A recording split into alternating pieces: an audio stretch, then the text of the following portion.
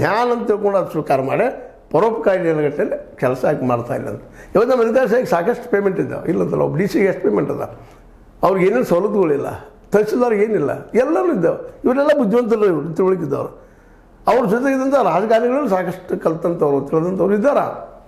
ಇವರೆಲ್ಲರೂ ಕೇವಲ ಓಟಿಗೆ ನಿಂತಿದ್ದರಿಂದ ಇವೆಲ್ಲ ಸಮಸ್ಯೆಗಳು ಇವತ್ತು ಕೃಷ್ಣಾ ನದಿ ಕೇರ್ತಾ ಇದೆ. ಘಟಪ್ರಭಾ, ಮಲಪ್ರಭಾ ಎಲ್ಲ ದಕ್ಷಿಣದೆಲ್ಲ ನದಿ ಆಗ್ತಾ ಇದ್ದಾವೆ. ಅದು ದುಷ್ಪರಿಣಾಮ ನಾವು ನೋಡ್ತಾ ಇದ್ದೀವಿ.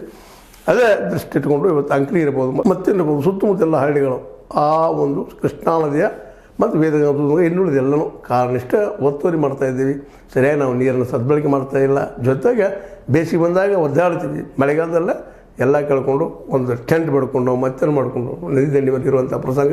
ಆ ಟೆಂಟ್ಗಳು ಸಹಿತ ಇವತ್ತು ನೀರಾಗಿ ಹರ್ಕೊಂಡು ಹೋಗುವಂಥ ಸ್ಥಿತಿ ಅದ. ಮತ್ತು ಉತ್ತರದಲ್ಲಿ ಹಂಗಾದ್ರೆ ಗಂಗಾ ಯಮುನಾ ನದಿಗಳ ಸುತ್ತಮುತ್ತ ಎಲ್ಲ ಅವ್ರ ಪರಿಸ್ಥಿತಿ ಪಾಪ ಹೇಳಬಾರ್ದು, ಎಷ್ಟು ನಾಜೂಕು ಇರ್ತದೆ ಅಂದ್ರೆ. ಈಗ ನೋಡ್ರಿ ಕೃಷ್ಣಾ ನದಿ ದಂಡಿ ಮೇಲೆ ಜನ ಅಲ್ಲಿ ರೈತರು ಯಾವ ರೀತಿ ಒದ್ದಾಡ್ತಾ ಇದ್ದಾರೆ. ಅದು ಪ್ರತಿ ವರ್ಷ ಇರ್ತದೆ, ನಮ್ಮ ಶಾಶ್ವತ ಪರಿಹಾರ ಕೊಡಿ ಕೇಳ್ತಾ ಇದ್ದಾರೆ. ಅದಕ್ಕೆ ಇವರು ಆಶ್ವಾಸನೆ ಕೊಡ್ತಾ ಇದ್ದಾರೆ. ಇದು ಎಲ್ಲಿವರೆಗೆ? ನೀರು ಇಳಿಯುವವರೆಗೆ. ಅದು ಮುಂದುವರಿಬೇಕಾಗಿದೆ. ಮತ್ತು ರಾಜಕಾರಣಿಗಳು ಇತ್ತು ಲಕ್ಷ್ಯ ಹರಿಸ್ಬೇಕಾಗ್ಯದ.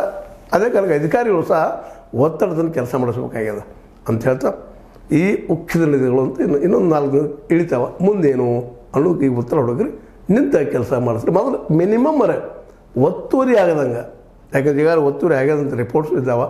ಅದು ಒತ್ತುವರಿ ಆಗಬಾರ್ದು. ಹೊಳಿ ಹರಿದು ಹೋಗುವಂಥ ಜಾಗ ಇನ್ನಷ್ಟು ಹಿಂಬಾದ್ರೆ ನಿಶ್ಚಿತವಾಗಿ ಈಗ ಆಗುವಂಥ ದುರಂತ ಸ್ವಲ್ಪ ಕಡಿಮೆ ಆಗ್ತದೆ ಅಂತ ಹೇಳ್ತಾ, ಇದು ನಿಮ್ಗೆ ಲೈಕ್ ಆಗಿರ್ಬೋದು. ಲೈಕ್ ಮಾಡಿ, ಶೇರ್ ಮಾಡಿ, ಕಮೆಂಟ್ ಮಾಡಿ, ಜೊತೆ ಸಬ್ಸ್ಕ್ರೈಬ್ ನಿಲ್ಲಿಸಬೇಡಿ. ಜಸ್ಟ್ 16 ನೀವು ಅರ್ಥ ತಿಳಿಸಿ ತರಬೇಕು.